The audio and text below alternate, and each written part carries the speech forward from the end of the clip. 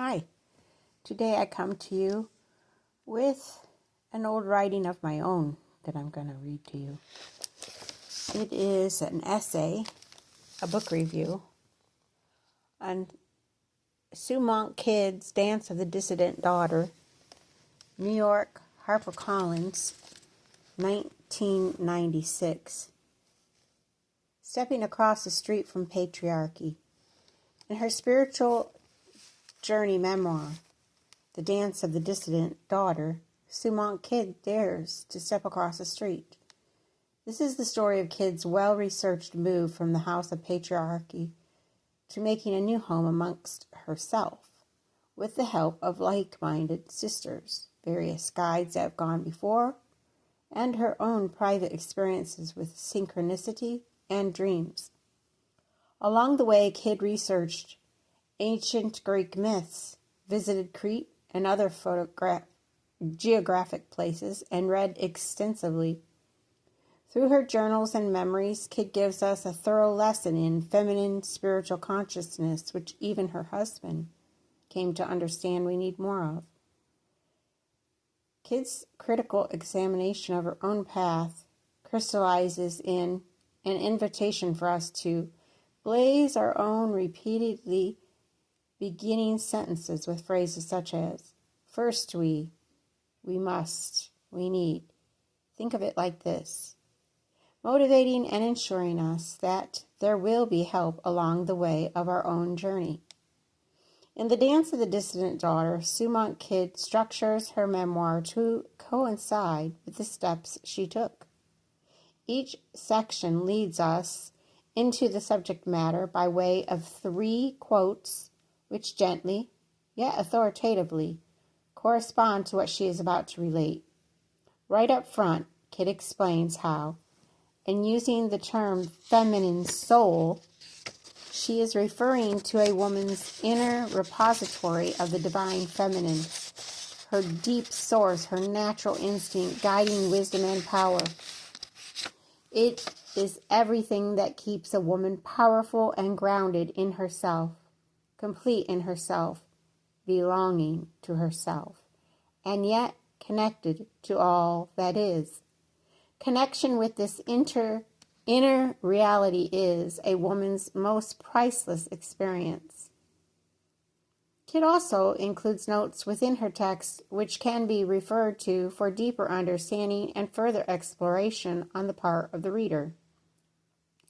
In Part 1, encompassing the first 75 pages, Kidd introduces us to the value of dreams, how she came to listen to them, and sets the reader up to assimilate their importance into learning how to make one's own feminine spiritual journey.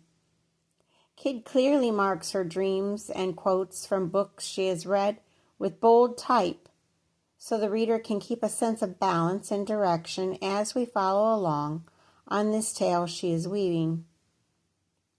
Here Kidd also introduces us to the Greek myth of Philomela and the story behind the silent woman. Ancient Greek goddesses continue to be an avenue she returns to for exploration, understanding, and direction throughout her journey. The next 2 sections, initiation and grounding, advance us on the path of what Kidd calls forming a feminine critique.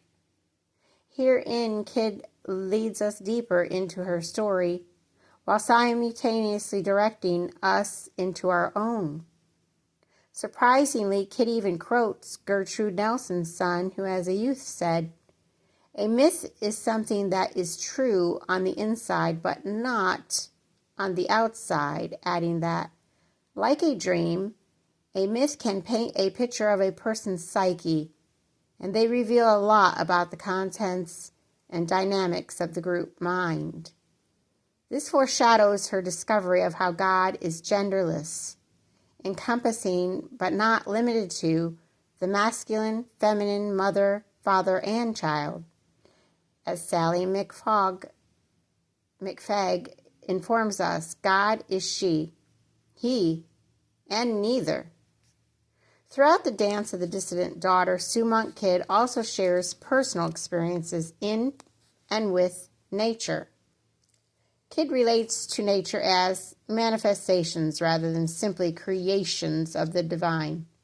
Kid shows us nature is a dance, and divine reality is the dancer that co-inheres or exists together with everything.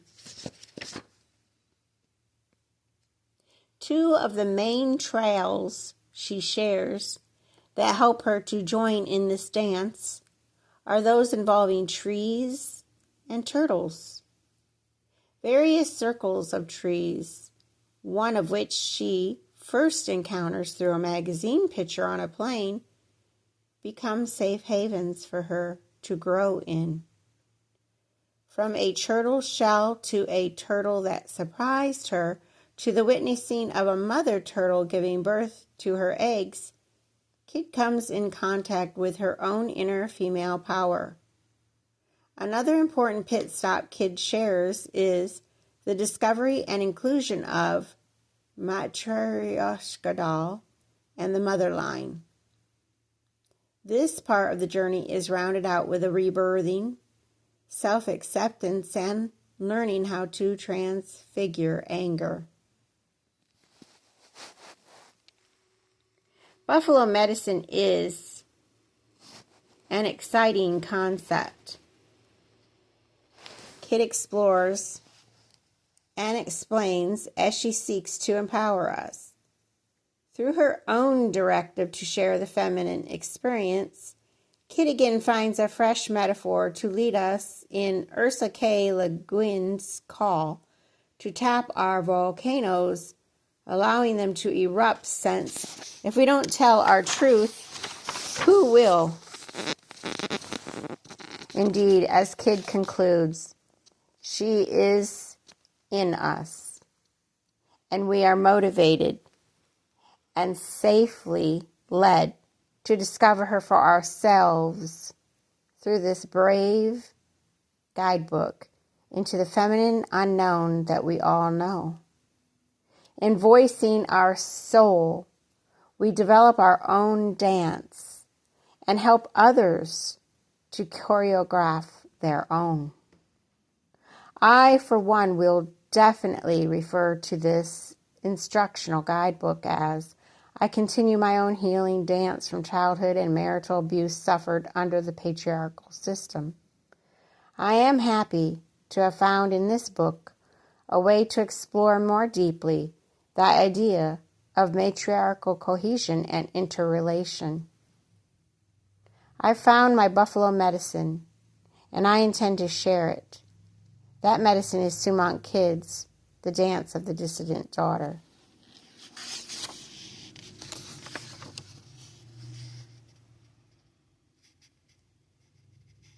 Thank you for listening. I hope you enjoyed your pictures.